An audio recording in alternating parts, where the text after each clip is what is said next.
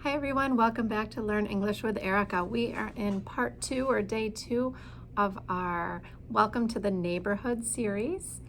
And what we're going to talk about today is ways that you can talk to your neighbor about the neighborhood, things that are there to see and to do.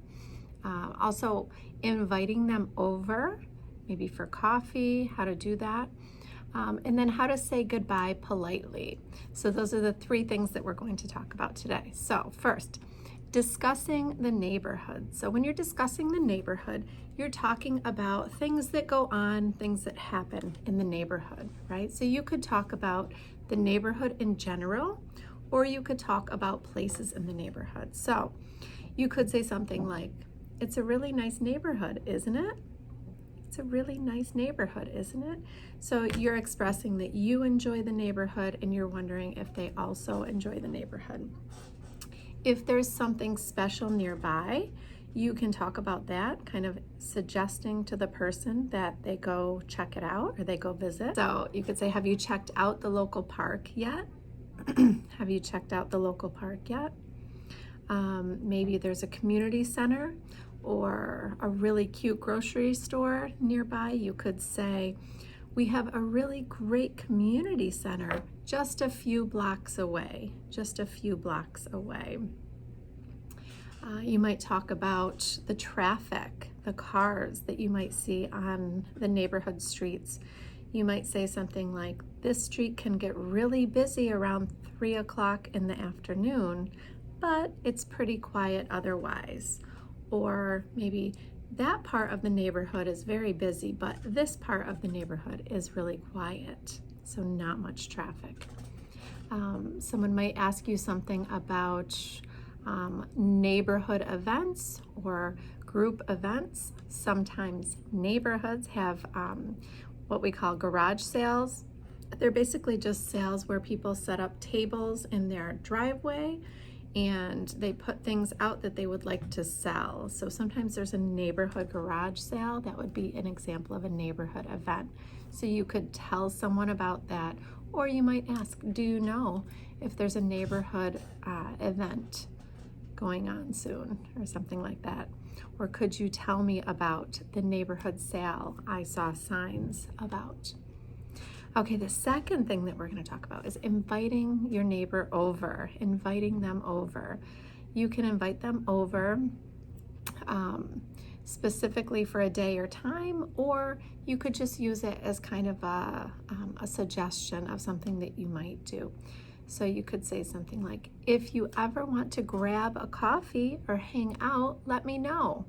Maybe give your phone number. Inviting someone over for coffee or to go out for a coffee is a great way to get to know your neighbor and make new friends, right? Especially in an apartment complex, or if you're single, if you're not married, or if you don't have kids, having coffee or inviting someone out for maybe a happy hour, it's a great way to meet your neighbor, right? If you're having some people over, sometimes in a neighborhood, people have other neighbors over, they all meet at one house. You could say something like, "We're having a small get-together this weekend. Feel free to drop by if you'd like." Okay, so maybe you are planning a small party.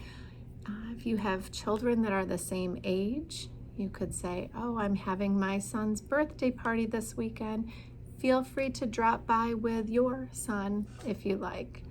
Okay, so use those opportunities where you are having people to your house to include your neighbors, to get to know them better.